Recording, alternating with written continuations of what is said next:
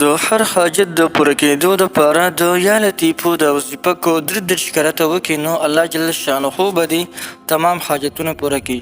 بسم الله الرحمن الرحیم. السلام علیکم ورحمة الله وبرکاته. زما وروڼو او خویندو، نن درته د حاجت د پوره کېدو دپاره د الله جل جلاله یو ډېر ذات مبارک نوم دی یا لطیفو. د هغې وظیفه درته ښیمه. کوم یو انسان چې هم د یا لطیفو وظیفه راونیسي نو الله جل جلاله به د هغه تمام حاجتونه پوره کړي. د حاجتونو د پوره کېدو دپاره د یا لطیفو د وظیفه ډېر لوی تاثیر لري، ډېر لوی اثر پکې رب العالمین ایښودی دی. تعداد یې خو لږ دی، 33 کرته کول دي.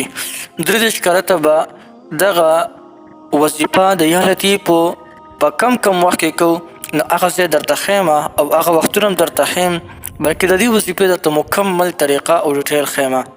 که دې نه پس کله هم تاسو ته یو داسې ایمرجنسي حاجت راپېښ شي چې هغې پوره کېدل ضروري وي چې زما دا حاجت پوره شي، بس تاسو ولا د یا لطیفو دا وظیفه رانیسئ نو الله جل جلاله به ستاسو تمام هغه ټول حاجتونه به رب العالمین د ستاسو پوره کوي.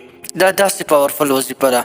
که د هر قسم خواهش، د هر قسم ارزو او د هر قسم ارمان چې وي ستا جایز، نو د هغه تمام جایز ارمانونو، حاجتونو وغیره دپاره تاسو د یا لطیفو دا وظیفه هغه د نن نه تاسو بلکل رانیوی شئ.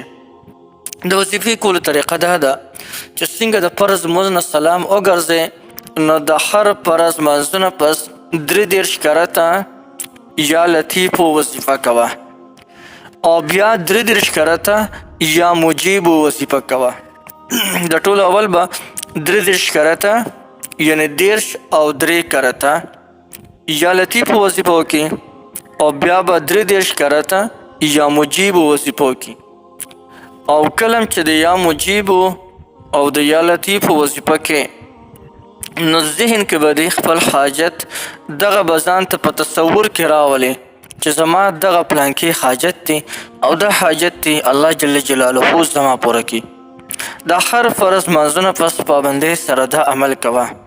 انشاءالله یو وخت به داسې راشي چې دې وظیفې په برکت باندې به الله جل جلاله تمام حاجتونه پوره کړي او ستا د زړه چې څومره ارمانونه وي هغه تمام ارمانونه به دې رب العالمین زر تر زره پوره کړي. دا داسې پاورفل او داسې زبردسته وظیفه ده. نو بلکل دا وظیفه دا تاسو کولی شئ. د دې وظیفې تاسو ټولو ته مکمل اجازت دی، هر څوک د دې وظیفې نه مکمل پیدا اخیستلی شي.